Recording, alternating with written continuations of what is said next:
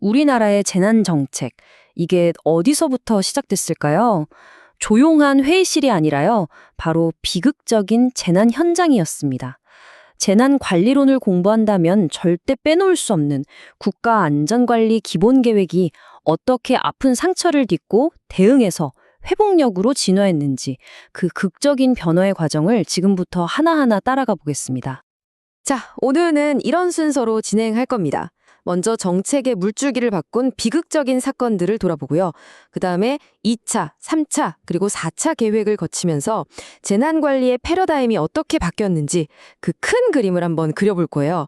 그리고 마지막엔 시험 준비하시는 분들을 위해 핵심만 딱딱 짚어드리는 요약 시간도 있으니까요. 끝까지 집중해주세요. 네, 현재를 제대로 이해하려면 과거를 봐야겠죠.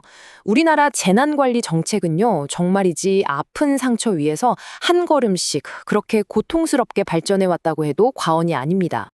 이 타임라인을 보시면 정책이 그냥 만들어진 게 아니란 걸 알 수 있죠. 모든 계획 앞에는 뼈아픈 비극이 있었습니다.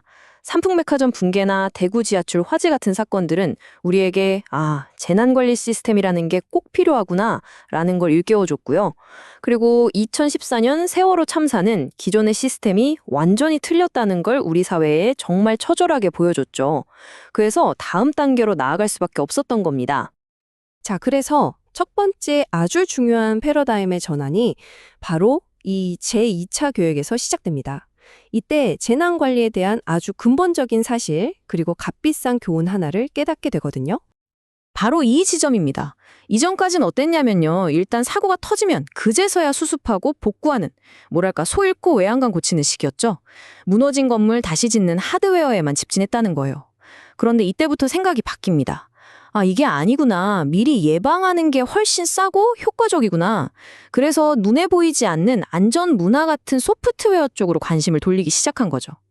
재난을 비용의 관점에서 보기 시작한 정말 중요한 전환점이었습니다.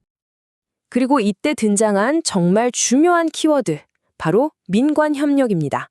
이거 시험 준비하시는 분들이라면 별표 5개짜리죠. 더 이상 정부 혼자 힘으로는 재난을 다 막을 수 없다. 이제는 기업, 시민사회, 그리고 국민 모두가 함께 책임져야 한다는 인식이 바로 이때부터 정책의 중심에 자리 잡기 시작한 겁니다. 그리고 2014년 대한민국 전체에 너무나 깊은 상처를 남긴 세월호 참사가 있었습니다. 이 비극은 우리나라 재난관리 시스템이 얼마나 뿌리 깊은 문제들을 안고 있었는지를 정말 밑바닥까지 남김없이 드러내는 아주 고통스러운 전환점이 되었습니다. 이 3차 계획이 정말 놀라운 점이 뭐냐면요. 시작부터가 엄청난 자기 반성이에요. 정부 스스로가 맨날 똑같은 문제가 반복되고 있다. 이거 근본적으로 뜯어 고쳐야 한다고 인정한 겁니다. 이건 그냥 보고서가 아니에요. 거의 반성문에 가까웠죠. 드러난 실패의 요인들을 보세요. 현장에서는 누가 지휘하는지 우왕좌왕하고 부처들은 서로 손발이 안 맞아서 따로 놀고 전문 인력도 장비도 턱없이 부족했고요. 뭐 하나가 무너지니까 다른 것들이 연쇄적으로 무너지는 그야말로 총체적 난국이었던 겁니다. 이런 내부 진단이 그냥 우리만의 생각이 아니었어요. 국제적인 평가도 똑같았습니다. 이 데이터가 당시 상황을 냉정하게 보여주는데요. 선진국 클럽이라는 OECD 34개국 중에서 대한민국의 재난관리 역량이 25등, 거의 최하위권이었던 거죠. 이건 정말 더 이상 변화를 미룰 수 없다는 명백한 경고등이었습니다. 그래서 정부가 내놓은 응법이 바로 안전혁신이라는 비전입니다. 이게 그냥 개선이 아니에요.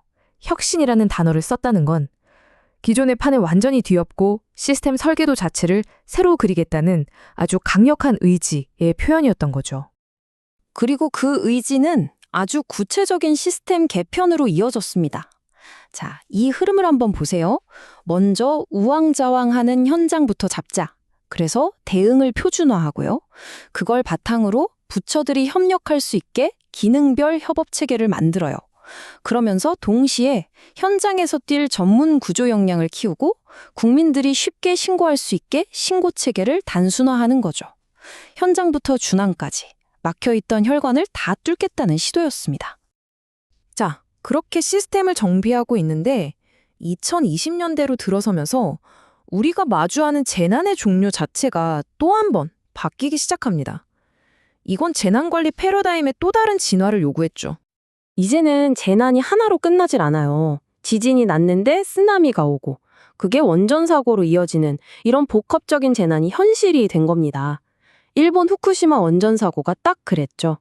여기에 미세먼지나 사이버 테러처럼 과거에는 재난이라고 생각지도 않았던 새로운 유형의 위협까지 등장했습니다.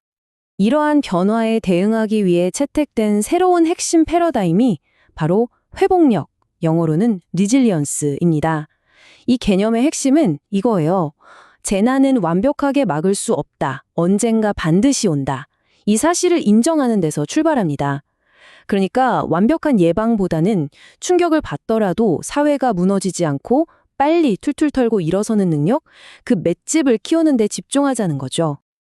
그리고 이 4차 계획을 보면 우리나라 재난 관리가 좀 성숙해졌다는 게 느껴져요. 예전에는 우리 내부 문제 고치는데 급급했다면 이제는 해외로 눈을 돌려서 미국의 책임 공유 방식이나 일본의 자조, 공조 같은 선진 모델들을 적극적으로 배우고 우리 것으로 만들려고 한 거죠.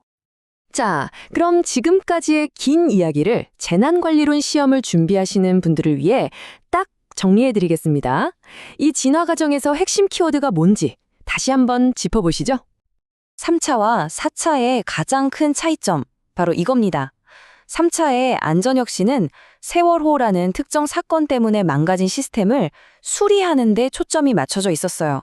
반면에 4차의 회복력은 앞으로 어떤 재난이 올지 모르니까 어떤 충격이 와도 버텨낼 수 있는 유연하고 튼튼한 사회를 건설하자는 훨씬 더 넓은 개념인 거죠. 수리에서 건설로의 전환, 이제 확실히 이해되시죠? 이 표 하나면 지난 10여 년의 진화 과정이 한눈에 보입니다. 자, 보세요.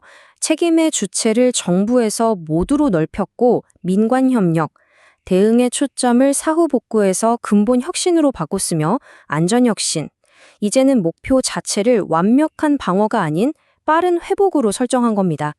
회복력, 이 흐름, 이 서사, 이게 바로 시험의 핵심 포인트입니다. 이처럼 우리나라의 재난관리 정책은 수많은 비극을 자양분 삼아 끊임없이 진화해 왔습니다. 분명 대단한 노력이고 큰 발전이죠. 하지만 여기서 우리는 마지막 질문을 던져봐야 합니다. 지금의 이 회복력이라는 패러다임이 우리가 아직 상상조차 못한 다음 재난 앞에서 우리를 정말 지켜줄 수 있을까요? 여러분의 생각은 어떠신가요?